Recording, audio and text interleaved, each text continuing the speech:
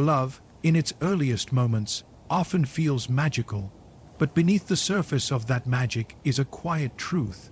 People fall in love with reflections not necessarily of you, but of themselves. We are, all of us, carrying a picture in our minds, a silent blueprint of who we wish to become. Our ideal self. It's not just about success or appearance, it's about qualities. Confidence, kindness, strength, passion, freedom, peace. When someone walks into our lives who radiates those qualities, something stirs within us. It's like looking into a mirror, not the kind that shows who we are, but the kind that shows who we could be, and that reflection is intoxicating. That's why people often say, "I don't know what it is about them. I just feel drawn to them." What they're really saying is, there's something in them that looks like the best version of me. But here's the catch: this admiration is rarely conscious. Most people don't realize that the love they feel is for what they see of themselves in you. They fall in love with the dream, not always the person. This is why love can be so blinding at first and so painful later. When the mirror cracks, when flaws appear, when reality sets in, people often pull away, not because you've changed, but because the reflection they were in love with no longer feels clear. Understanding this changes everything. You stop chasing love by trying to be what people want, and you start choosing love based on who sees you clearly, not who gets lost in their own reflection. So, when someone falls for you, ask yourself, are they loving me, or are they loving the mirror I hold up to their soul? Want me to help with the next key point too? If the mirror draws us to the people who reflect our light, the shadow pulls us toward those who awaken our darkness. And ironically, this bond can be even more powerful, even more magnetic. We all carry a shadow, not in the sense of something evil, but something hidden. These are the parts of ourselves we've learned to ignore, repress, or deny. The anger we suppress, the sadness we mask, the desires we don't speak about, the vulnerability we were told to bury. Most of us are strangers to our own shadow. We pretend it's not there, but then someone comes along and without meaning to, they stir it. Maybe they challenge us, maybe they unsettle us, maybe they seem wildly different from us, but something in them hits a nerve. They activate the pieces of us we've disowned, and in that activation, we feel alive. This isn't always a comfortable connection. In fact, it can feel chaotic, overwhelming, or even destructive at times. But it's real, it's intense, it's raw. Love born from the shadow isn't soft and sweet, it's wild and transformative. It forces us to face ourselves, not the polished self we present to the world, but the full, messy, beautiful self we've hidden away. These relationships often come with conflict, but they also come with profound growth if we're brave enough to stay conscious within them. Many people run from this kind of connection because it reveals too much, but those who stay, who learn from it, are often changed forever. The truth is, we are often most drawn to people who carry the missing pieces of our own soul, and whether they reflect our light or stir our shadow, they are mirrors all the same. So when someone shakes you, triggers you, or makes you feel more yourself than you ever have, pause before you label it as love or chaos. It may be your shadow calling you home. Want to continue with emotional recognition next? There is a kind of love that doesn't begin with beauty, laughter, or shared interests. It begins with a simple, piercing moment, being seen.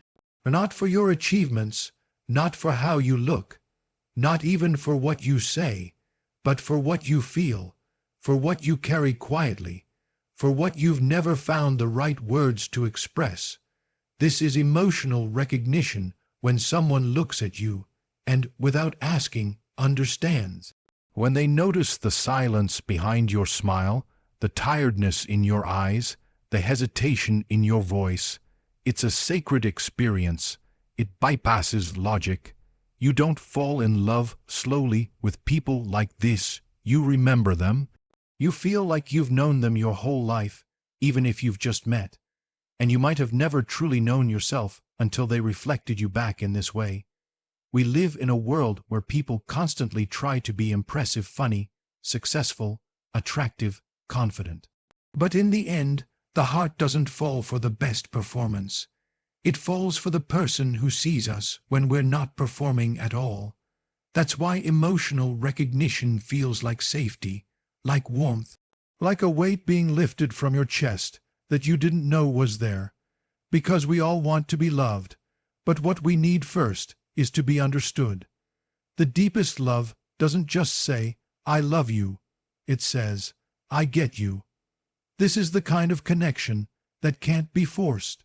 You can't fake it. It's either there or it isn't, but when it shows up, it's unforgettable.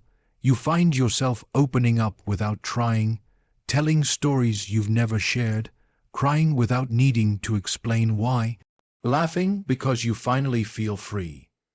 And maybe, just maybe, the reason people fall in love with you isn't because of what you give them or how you make them feel, but because, in your presence, they finally feel seen, heard, and real.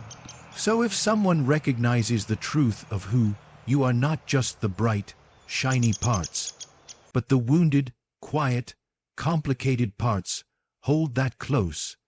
That is rare. That is real. That is love without conditions. Would you like the final point? The archetype of desire, written out next. Love is never random. We think we're choosing people freely, falling for them by chance, a spark, a vibe, a moment. But what we rarely realize is that desire itself has a blueprint, an ancient, unconscious story we carry inside us. We aren't just attracted to a person, we're drawn to a pattern, a role, a symbol. Something deep in their presence taps into a narrative we've known long before we had words for it. Maybe it's the nurturing soul who reminds us of safety and unconditional care, or the wild, untamed spirit who echoes our craving for freedom, the mysterious, distant figure who mirrors our yearning to be chosen, the protector, the muse, the rebel, the healer. These are not just people, they are archetypes. We don't fall in love with their details at first. We fall in love with what they represent to our psyche, something buried in the myth of who we believe they are, something that resonates with the characters in our own inner world. And often we fall hardest for those who reflect back to us the story we're still trying to live. Sometimes that story is healing, sometimes it's tragic, sometimes it's unfinished. This is why two people can be perfect on paper, but there's no pull, no fire. And then someone walks in who completely defies logic, yet something in your soul stands up and says, "There you are, it's not coincidence, it's recognition," but there's a catch. Archetypal love can be both magical and dangerous. Because the more powerful the story we project onto someone, the easier it is to confuse the symbol for the person. We stop seeing who they truly are and start clinging to what we want them to be. That's why people sometimes say they changed, when in truth the image faded, the myth dissolved, and what was left was a human being, not a character in our inner fairy tale.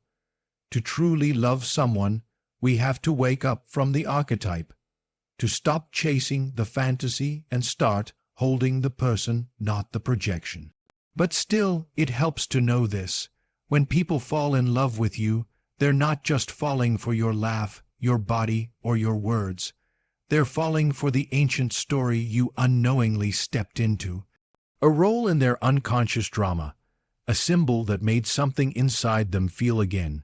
And sometimes, when two people awaken each other's archetypes at the same time, when myth meets myth, that's when it feels like destiny. But the real magic happens not in staying in the story, but in building something real once the story ends. Would you like help tying all 4 sections into a full speech conclusion? People don't fall in love with your face, your job, your style, not truly. They fall in love with what you awaken in them. They fall in love because you reflect who they dream of becoming.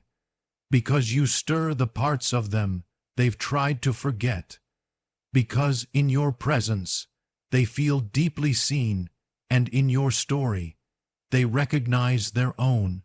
Sometimes it's light, sometimes it's shadow, sometimes it's the echo of a myth they've carried all their life. But one thing is always true: love is not a transaction, it's a mirror, a magnet, a memory of wholeness trying to find its way back to itself. So if they love you, truly love you, it's not because you were perfect. It's because, in some mysterious, unconscious way, you showed them themselves. And if you want to love wisely, love consciously, then ask not just, why do I love them? But also, what part of me are they waking up? Because love isn't just about connection, it's about revelation, and the most powerful relationships are not the ones that complete us, they are the ones that reveal us. Would you like me to form, the entire speech into one continuous document for you?